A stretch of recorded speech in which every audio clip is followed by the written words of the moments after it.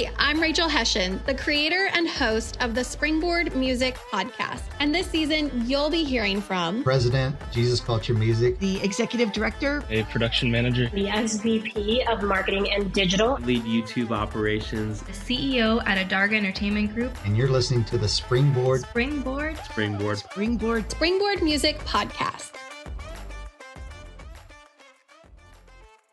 I don't know that I did everything right, and I don't know that any other person would have had the same journey that I did. I think there's a lot of things that lined up that I had no control over. I think the one thing that was always told to me, doesn't matter what part of the industry you're in, if you show up and you work hard and you don't complain, it doesn't matter. I mean, that goes for any job, right? But definitely the music industry. I think I made a name for myself flying under the radar. And I think a lot of these young kids are trying to be the best of the best, the loudest, posting content, doing all this stuff to put their name out there. And that's great. And it works for some people, but that wasn't the experience that I had found. Chris Newman is currently a production manager for Walker Hayes. We discuss in this conversation the differences between doing production managing for a Christian artist versus a country artist. We also discuss the differences between production manager and tour manager and road manager. If you want to go after one of them, can you start in another lane? Can you crisscross? What are the differences? Who makes a good production manager? All of that to say, this conversation is really enlightening and I cannot wait for you to hear it. How are you? Good. Really good. It's been Dove's week last week about killed me, but here we are. You said it was better than in the past? Better than in the past, but it's been good. Yep. So now I had 2 days off this week and getting on a bus tomorrow. Everything's good. So I was looking this over. I didn't realize that you were from Michigan. Yeah. Grew up in Flint. That's crazy. I lived in Lansing for 7 years and my husband was like raised in West Michigan in Zeeland. Oh, we love Zeeland. Well, you just said that you were working Dove Awards and then you have 2 days off, hop on a bus. Yep. When I saw that you're from Flint, I'm like, okay, would you have ever imagined that this was your life? Was this the goal? Like, was this the dream life that you were chasing as a kid? It was. I just never thought I would be doing it. Yeah, I'd always grown up doing music, and then I was like, well, music industry is where it's at. There's no music industry in Flint. There's a rock club that everybody plays, and I was in a bar band. We were doing covers, and that was as big as it got in Flint. So yeah, always wanted to move to Nashville and tour. In the Christian industry, and specifically Christian. Yeah. Yep. Why is that? I feel like you don't hear that. It's kind of like a fallback plan a lot of times. I know. Yeah. I think I just had one of the people that really believed in my skills was friends with the music director and the keyboardist for Jeremy Camp. And so I would always go to his shows and see them do that. I was like, this is awesome. And then I was also, I was on staff at the church. I was always around that. So the Christian music industry, I knew people, and that just seemed like the best place to go to. And 2 years after moving to Nashville, there I was in the middle of it. So Did you go to college at all? I did. I went to Belmont. Okay. And graduated in 18. Okay. So when you moved to Nashville to go to Belmont, what was your major? It was music business. Okay. Did you know that you wanted to be on the road, or what was kind of the I did. That you were in a band initially. Were you like, oh, I want to be a player. I want to be. I knew I wasn't good enough to do the performance route. And I also knew it's like, if you get a degree in the performance, I mean, I know it's not the case this way, but I was always told it's like, you're either going to play in an orchestra or be a music teacher. And that's not really what I wanted to do.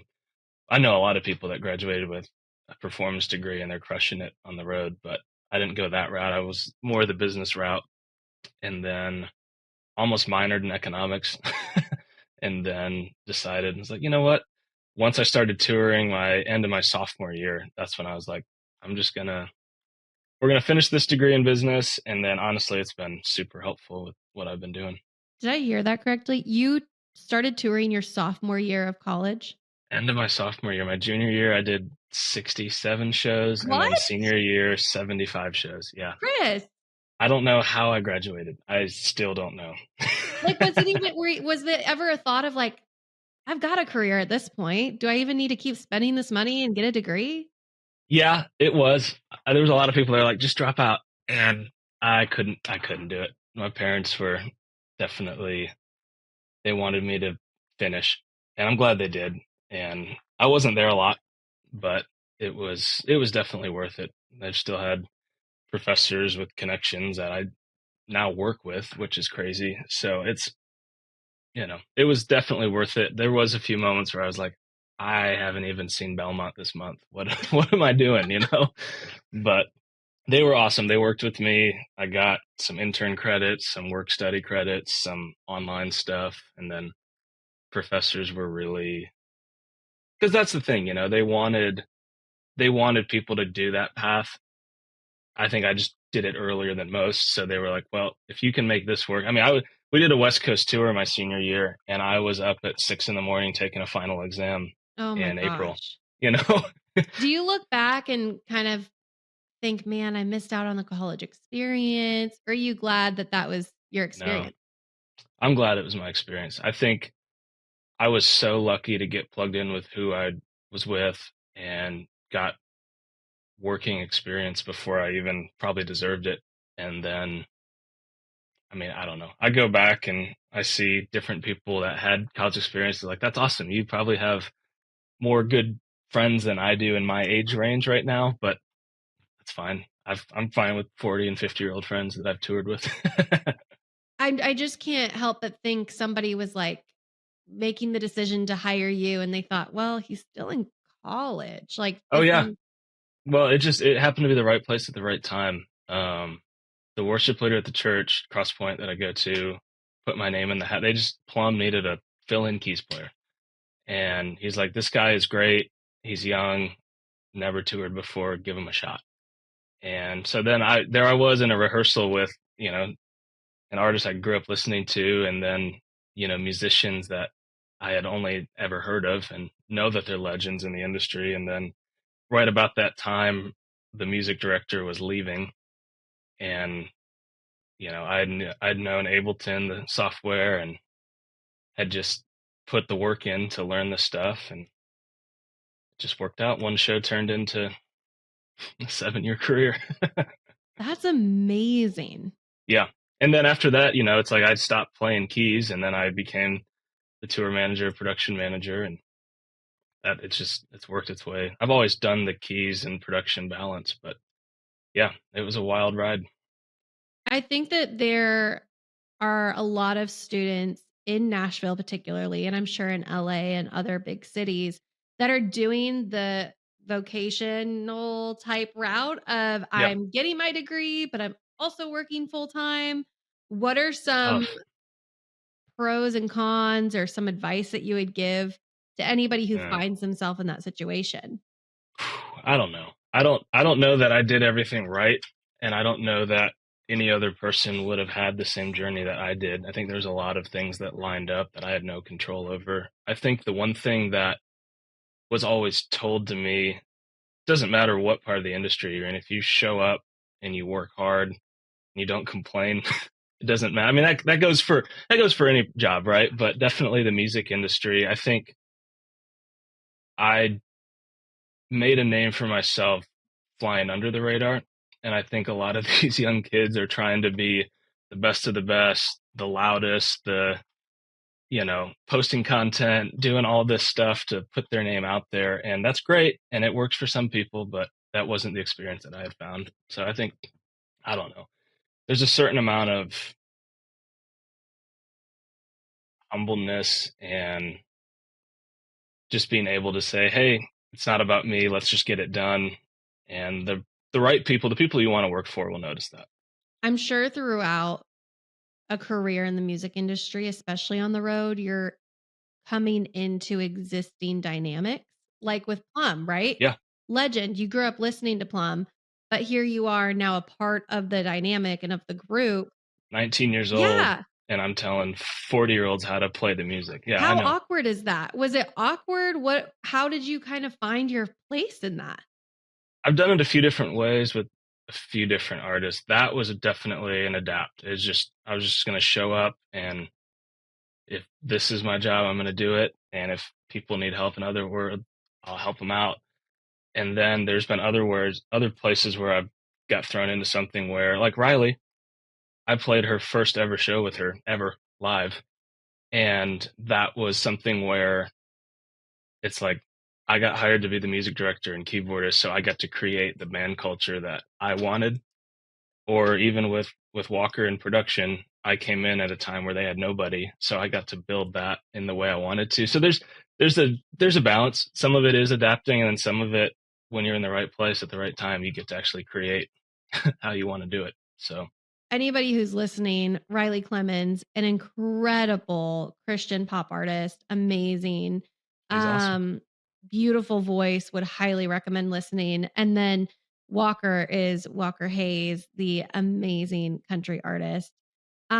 You mentioned how you wanted to start out in Christian music and be in Christian music, but now you find yourself in country. Yeah, So how has that been for you to transition? it's been great. It's I mean, I think Walker's a little bit of an anomaly where he travels with his 6 kids and 3 dogs and his wife, and The it's dogs go on definite. the road? Oh yeah, they're it's a miracle every day that they don't get hit with a forklift or a case. But no, they're out with us. It's an amazing time. But Walker, his whole his whole thing is family, and really does, even though it's a country gig, he makes a really big point of sharing his testimony, and it feels more like a Christian tour than some Christian tours that I've done. But he's been awesome. That transition was great. Anytime you're in country, there's definitely, you're just in different rooms, different standards of what people expect. And yeah, it's just been awesome. I can't be more thankful and grateful, and we've just got an awesome crew. So it's been a really good transition. Learned a lot really quickly. Well, yeah, I'm seeing, on here you have some front of house stuff that you do for Walker and that you did for Riley. And I'm thinking back on, your music business degree Yeah, and you played keys. How'd you get that job? Because that's a very yeah, intense tech board. I know. I had always done keys on the road, and then when I wasn't doing keys on the road, I was mixing and production managing. So I mean, you name it. I've been lucky enough to do a lot of artists in the production role too. So I'd always balance that back and forth, and then it just worked out when Walker was Fancy Like had just come out, and it was the biggest it had ever been, and they had fired their production manager, and they were looking for somebody to fill in for a week. I was like, hey, I've been mixing for years, and I'd love to come out and fill in. I had a connection, and yeah, again, one fill-in show turned into 2 years, and I was the only crew person at that time, and now I've got a crew of 12, and we're rolling 4 buses and 3 trucks, so it's crazy. Yeah, same thing like we talked about. That was something that I came into and got to build it with Walker, and we got to, you know, it's not as, I still get to use some of the creative stuff, but it's definitely more production focused. How would you describe what front of house is to somebody who has no idea what we're talking about? I mean, the big dumbed down version is making sound happen. So anything you hear, it goes from the stage through a soundboard and out the speakers. So it's basically, I've heard it compared to like I'm the final instrument that it goes through before it hits people's ears. That's So a good way to describe it. yeah, Yeah. And I think what a lot of people, when they're at shows, aren't trained to know about yeah, is the sound is, for lack of a better term, edited before it hits yeah, the PA system. So it's it is. smoothed Yeah. out. So you are the editor of what people are hearing in this And having a huge music background has been so helpful. I go in with the music director and we will pre-mix all the tracks. I'll know I'm involved in the process from when the song is finished and turned into the label, I guess, until it's performed live. We're always working on how do we make this sound as good as it can, or maybe we're adding stuff and making it sound better. How are we doing that? So having that music background has helped with basically what you said, the polishing of the sound before it comes out of the speakers. That's a better term, the polishing versus the editing. I like that. Yeah. Well, There's a sometimes reason it you needs do to be this before. edited. If any of the band guys are listening to this, they'll laugh. But no, it's polishing. It's not editing. There you go. There you go. Well, and we've talked a little bit about tour managing and production managing. What's the difference? Production managing is, so my role with that is anything that makes sound, lights up, or basically anything you see or hear is all under me. Tour managing is basically making sure everybody gets to the right place on time and making sure everybody's happy. And it doesn't always happen, but it's just making sure, basically it's the tour manager is the captain of the ship. And then it just kind of filters down through that.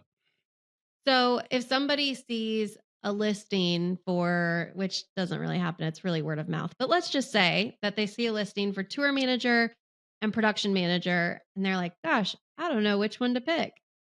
Yeah. How do you who would be the right fit for one versus the right fit for another? Or do they kind of intermix pretty well? I know a lot of production managers that also double as a tour manager, but it doesn't always go the other way around. The production management, I'd say 60% of my job is budgets and securing gear and people. It's more management of people and our resources than anything else. And then the other 40% of it's actually the technical side of things, knowing how stuff works, where stuff plugs in, keeping people safe. It's very hands-on and very technical. So that's, if you know lighting, video, sound, and you have a strong sense of leadership, production managers throughout, you would want to go. A lot of that carries over into tour management with leadership, budgets, personnel. But you have to be so logistically sound on the tour management front and be able to do like 7 things at once. And, you've got people off doing this and bus drivers going to do that. It's definitely more of a multitasking details person, but not always is the multitasking details person the best person to do technical production. So it just depends. I know a lot of really good production managers that would be terrible tour managers and vice versa. And they're really good at what they do. They just don't need to do both. So it's a jack of all trades if you can do both, because you save on budget, make a little bit more, and are able to probably streamline a lot. But that would be hard on big tours. It would be more of like And if it's a big tour, you usually have a production manager and a tour manager that's separate, and they usually each have assistants too. So. Oh, nice. So that's probably the entry level position to jump into. Mm. Yeah. Yep. You mentioned when you're setting up gear, keeping people safe. How dangerous is it to play a keyboard on stage? That side of it isn't bad. It's the musician side of it, if everybody's doing their job, is not dangerous at all. It's when I'm production managing and we're going into arenas and there's riggers that are 80 feet over your head hanging stuff, that's the dangerous part. And forklifts and power's scary if you don't know what you're doing. So there can be some dangerous stuff. It's a sad story, but there's people that have fallen off stages and died. It's not the glamorous side of the industry that everybody thinks it is. There's definitely some danger. We wear hard hats. If we're any more than 5 feet off the ground, we're strapped in with harnesses. There's a lot of stuff that go into that. Oh my God. And it's my job to keep everybody safe. So that's crazy. Do you have like a specific close call story? Oh, close call story that wouldn't get legal involved. Let's see. All right, we can skip that question. I don't want anybody to be afraid coming on the Springboard Music Podcast. No. There's definitely been some close calls. There's been some fires, some some electrical stuff that hasn't been done correctly. There's been some stuff that wasn't hung correctly, and we found it later. And Mm-hmm. that's always scary, but I've been fortunate enough to have all my limbs, and everybody that I've ever worked with has come home safe. So we'll keep it that way. I mean, it makes total sense, but I didn't ever consider the actual physical risk to production It's managing. huge. Yeah, it's huge. And it's, Your insurance is insane. yeah, when we do outdoor shows, weather is such a factor. There was one, oh, here's a story. This won't get me in trouble. There was one time where we showed up at a festival, outdoor stage, temporary stage, and I could just tell right when we got there that it wasn't secured into the ground properly.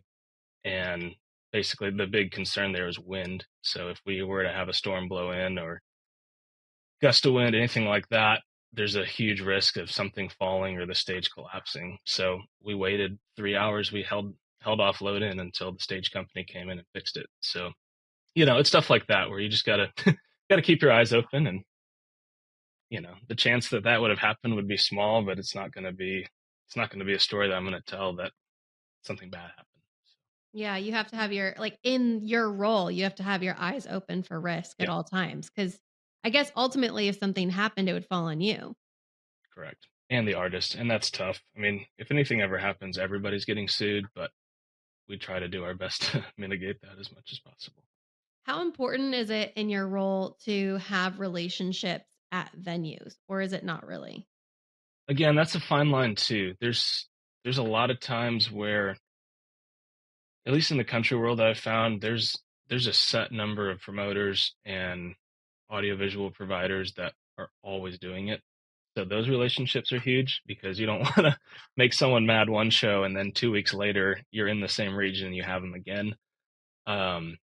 That's pretty important. Venues are important. I don't deal as much with the venues as much as the promoters do, but same thing. Like I'll just on this past tour with Riley, we played a theater that we played 2 years ago with Walker, and the labor steward remembered me and was like, "Oh, you guys were awesome. We had a great day."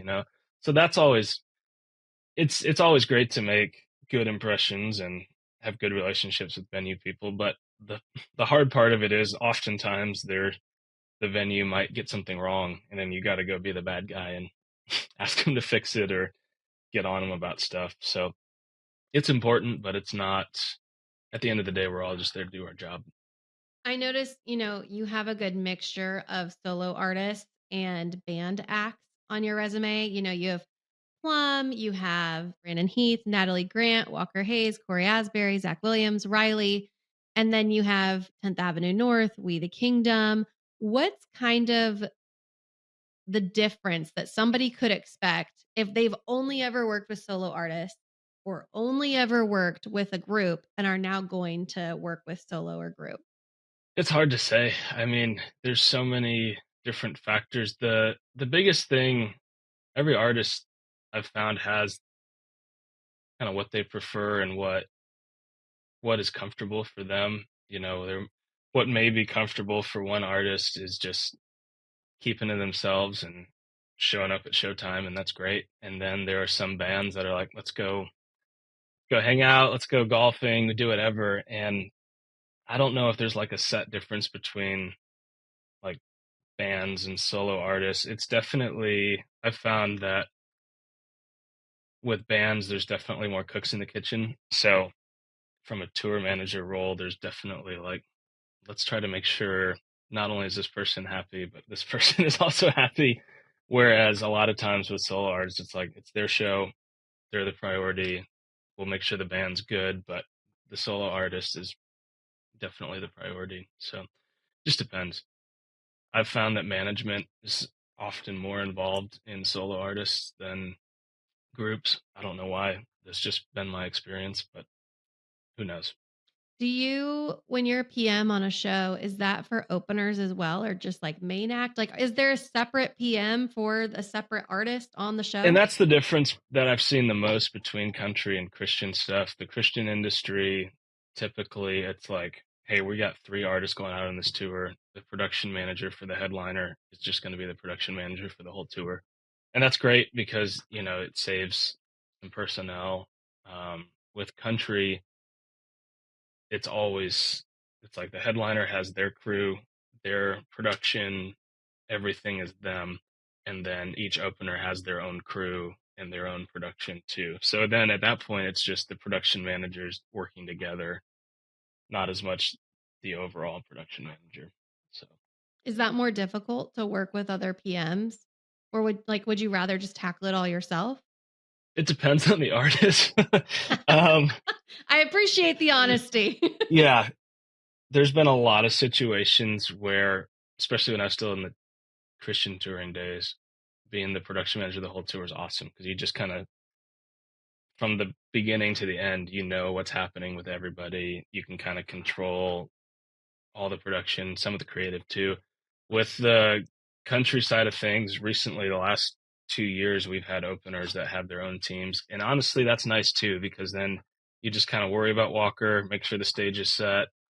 And then you just kind of leave and let them do their own thing. It's a little more segmented, which is kind of nice. There's pros and cons to both. What are some other differences you've noticed between Christian and country?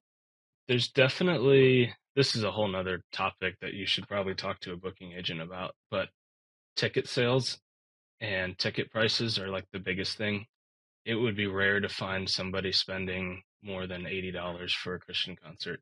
Totally. Whereas, our with platinum ticketing, you can get into the 200s pretty easy in country. So, and in country, we rely solely on ticket sales. Where the Christian industry, there's ticket sales, but there's also a lot of sponsors that help make the tours happen. So, and merch. I mean, and merch, yeah, absolutely. So there's a lot more that goes into that, and that's probably but you're probably better off asking a booking agent that question. Yeah. But ticketing is one of the bigger things. Yep. Does your job change at all depending on the genre, or no? It's just plugs and wires and tech, and it's all the same. Yep. Cool. Yep. If you're doing it on the road, there's a pretty universal standard of the gear that you take, the way that you do it. So if someone has done like Christian touring or they've done country touring and they're like, man, I see this opportunity to be a PM for a pop artist, they don't need to worry about genre clashing at all. Like it's not going to be much different. At that point, it's like if you've done it for any amount of time, it just comes down to managing people and, trying to figure out what's going to make the crew and the artist happy. That's all. That's nice because like for my job in radio, you're learning a whole other job if you switch. Oh my gosh. Right. Whereas you have more fluidity. Yeah. And that's why it's so easy. Like I could get a call tonight and hop on a bus and fill in for somebody else. And even though I don't know anybody there, I would know the gear and I would know the flow and how it needs to happen, That's great. Yeah. Yeah. There's some flexibility in that. I am curious about a story where being on the road went wrong and how you had to problem solve. Oof, there's a few. Any time that you're doing fly dates, airlines can just totally throw a wrench in your plans. There was one show where we literally showed up at the airport, and the second we showed up, they canceled the flight. Did you already check your gear? No, thankfully. Good. But that's the thing. It's like then you literally have to go to the ticket counter and be like, I have to get these 5 people to this place. I don't care what it costs, just get us there. And that's always tough. Riley got stranded in Norway once when Scandinavian Air went bankrupt and canceled all their flights. So here I am at 4 a.m. when it's whatever time it is over there, trying to rebook everything, and that's gone wrong. We've had times where it will, like, throughout the duration of a show, it'll snow 6 inches and the buses are stuck, and we just have to either stay or cancel the next show. We did this past Christmas tour. There was a huge storm moving into the Northeast, and I didn't feel comfortable getting the bus up to, we were starting in Boston, and we had a show the next day in Boston, but the show the day that we were going there was up in Vermont, and I didn't feel comfortable getting the bus up there with all the snow. So I sent the bus and the crew to Boston to stay, and then we just rented a car and drove 3 of us up and did an acoustic show, and it was great. But That's some it's stuff good like that. problem solving right there. Yeah. You know, I mean, it happens all the time. I've been lucky enough to not have anything go super, super wrong. We've had shows get canceled because of COVID. You know, that happens. We've had, you name it. There's been times where, you know, we'll be getting ready to go and it's like, hey, something happened and shows off and now we got to reroute this, reroute that. Yeah, when I was young, it would stress me out more. And now I'm like, we'll get there when we get there and we'll make it happen however we need to. Yeah. I think to some degree, because I can relate to that, being in the music industry, you have to be flexible and adaptable and be able to carry stress. However, I do think it's a great simulation for people who don't know how to handle stress, because you will quickly learn how to handle stress. Yeah. And that's like the last thing that any artist wants is somebody that, like, I have been so stressed before and I don't think anybody would know. And that's how it should be. There's a lot of people that I know that are like, you know, if a flight gets delayed and whatever, it's like, oh no, this is not going to be good for anybody. But then if you have somebody that's just like, hey, it's all good. We're going to go, I'm going to go talk to this person. I'm going to get on the phone. We'll figure it out, you know? And that's the true litmus test of people who are going to tour for a while, is if they can carry stress and not bring the ship down with it. Totally. No, that's a great point. And I think it just makes people trust you more. Whether or not you have a solution, if you carry yourself calmly, it's instinctively going to breed trust. Yeah, I always make the joke. It's like I've gotten this far by saying it's all going to be fine and then figuring out a way to make it fine. Makes sense. I'm curious, you know, you brought up at the beginning of this interview that you grew up going to Jeremy Camp shows and seeing him play in Michigan and stuff.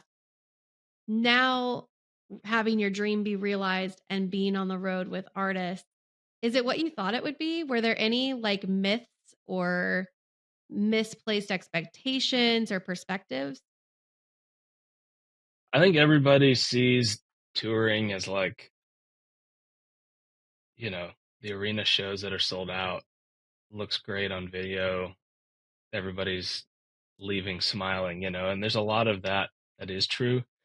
Honestly, I think it's probably been better than what I expected, which I'm lucky to say, but there's a lot of times where, you know, you see the ins and outs of it and you're like, man, that's not what I thought. But then there's also times where it's like, hey, you finish up a tour and you're like, man, we pulled that off.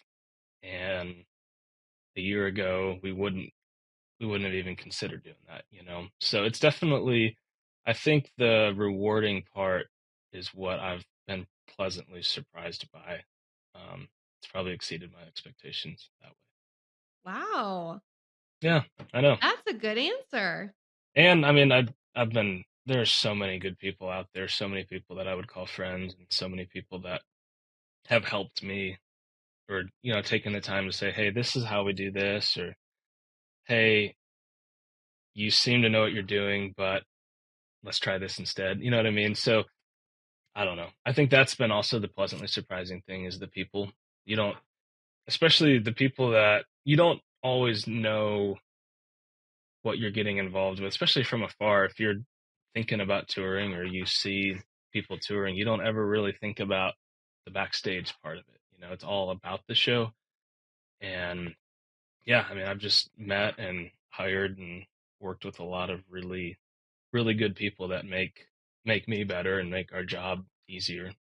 You know, we've got one of the best monitor and playback guys in the industry with Walker, and you know, he's just a friend that I had known for a while, and I was like, hey, we need somebody, you want to come try it out?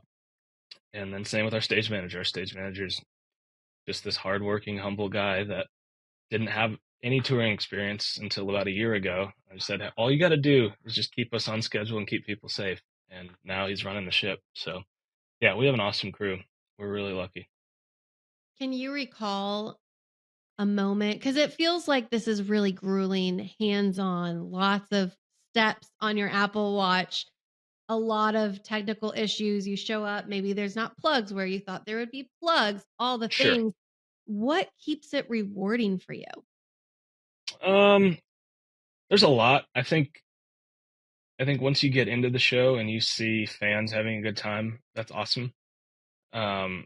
Especially in the Christian side of things, you hear all the time of people's lives being changed or people knowing friends that have just, heard the music, and you can just see the joy, which is awesome. I think the other rewarding thing that often really gets forgotten is it's a team, and it's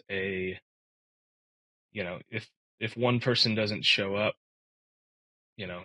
that's easily, you're setting yourself back an hour and a half or something like that. There's so much that goes into the team aspect of it that people don't really think about. And I think any part of being a part of any team that functions well is super rewarding. And you don't always think about that in a rewarding way, because it's normally like at the end of the day, the whole team's like, oh, can you believe this happened? And why did this happen? Everybody's contracted separately, so you don't have that like Yeah, company and feel. You feel exactly. very siloed, I bet. Yeah, but it's super rewarding to, especially, we've showed up to shows 5 hours late, when we're supposed to be in the door at 8 a.m. and we walked in at 1 p.m. and we still got doors open by 5. In those days we are just angry and having a bad day, but at the end of the day you're like, look what we did. We did it. Good job, everybody. So that's super rewarding. I think it's a thankless job 90% of the time. I don't think, but any time that the artist or the manager will come up and say, hey, you nailed it, that's also super rewarding too. And I've worked with every artist on that list that I've sent you has been very kind in doing that. Would you say that you're living the dream when you think back to, Flint, Michigan, Chris, to Belmont, Chris, to first job with Plumb, Chris? Yeah, I absolutely would. There's still stuff that I want to do. I've in no way accepted that this is as far as it's going to take me, but every day is something new. And every time I either step behind a desk or step behind a keyboard, it's always an honor to do it. So yeah, absolutely. Thanks for listening to the Springboard Music Podcast. If there's something that resonated with you in this episode, or an episode that you would like for us to create in the future, please do not hesitate to reach out to us at Springboard Music on Instagram.